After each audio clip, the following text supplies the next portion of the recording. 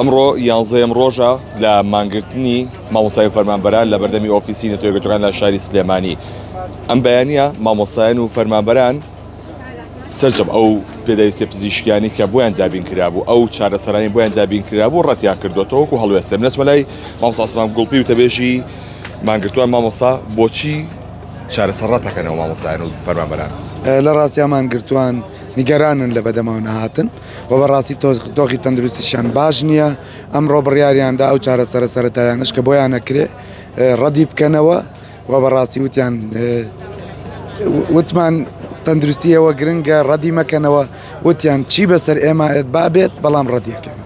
ئەمە دو هەڵوێست ئەبێ خۆی هەڵوێستی دیکەشیانە بێ. لە ڕاستیەوە خۆیان بڕیار ئەدەن، ئێمە هەمیشە گوێ لەوانەگرین بۆ ئەوەی بە هەڵوێستەکان، بەڵام پشتیوانیانین ڕۆژ بە ڕۆژ فراوانتری ئەەکەین تا ئەو کاتی ئەوان لێرە بن هەمومان لێرە. زۆر سپاس بۆ بەڕێستان. ئەگەر هاوکار بینەکان بجۆزێتەوە، ئەمڕۆ مانگرتووان سەرجەم چارەسەرە پزیشکیەکانیان ڕەت کردەوە بۆی کە وەکو هەڵوێستێک وەریان گرتووە بەرامبەر ئەوەی کە ئاڵێت چیمان لێ بەسەردی با بەسەرماندا بێت، بەڵام ئەمان نەوێت فشارەکان زیاتر بکەن، بەڵام ئەمە مەترسی لەسەر ژیانیان دروستەکە بە شێوەیە کە مەترسی لەسەر ژیانیان دروستەکە لەبەر پێویستیان پێی دەبێت. لێرە پاکستانی لێ پاکستان جنابیشە چارەسەرەکان ڕەت کردەوە. بەڵێ ڕەتم کردەوەکانەوە لەو شتەکەش بەم دەرێنە هەموو علاجەکان ڕەت کردەوە، نە ئاو نە شیر هیچ ناخۆن.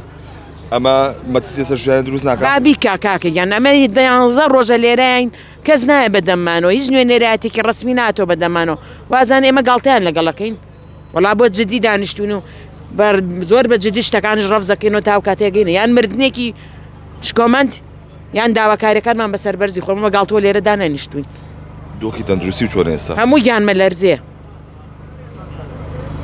مردیشمان هەر کامێکمان هەر هاوڕێکمان نەچێکمان لیا ئۆباڵی بەسەر حکوومەتی هەرێمی کوردستان حکوومەتی عێراقیەوەیە.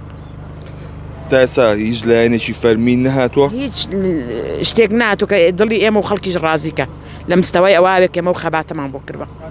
زۆر سپاس بۆ بەڕێستان. بەڵێ مامۆستایان و فەرمانبەران لە 11 ڕۆژدا لە بەیانی 11 ڕۆژدا سەرجەم چارەسەرە پزیشکیەکانیان ڕەت کردەوە کە ئەمان دەڵێن ئێمە سەرجەم چارەسەرە پزیشکیانە ڕەت دەکەینەوە لەبەر ئەوەی کە ئەگە هەر شتێکیشمان بەسەر بێت لە ئۆباڵی حکوومەتی هەرێمی کوردستان و حکوومەتی عێراقیدایە، بەڵام وەکو لایەنی پزیشکی باسی کردووە کە مەترسی لەسەر ژیانیان دروست دەبێت. ئەمان باز لەوە دەکەن کە لێرەدا ئەمان بەردەوامە بن لەسەر مانگرتنەکەیان و ئەمڕۆ چارەسەری پزیشکیەکانیشیان ڕەت کردوێتەوە، دەڵێن تاوەکو وەڵامێک وەرنەگرینەوە ئێمە هیچ چارەسەری پزیشکی وەرناگرینەوە.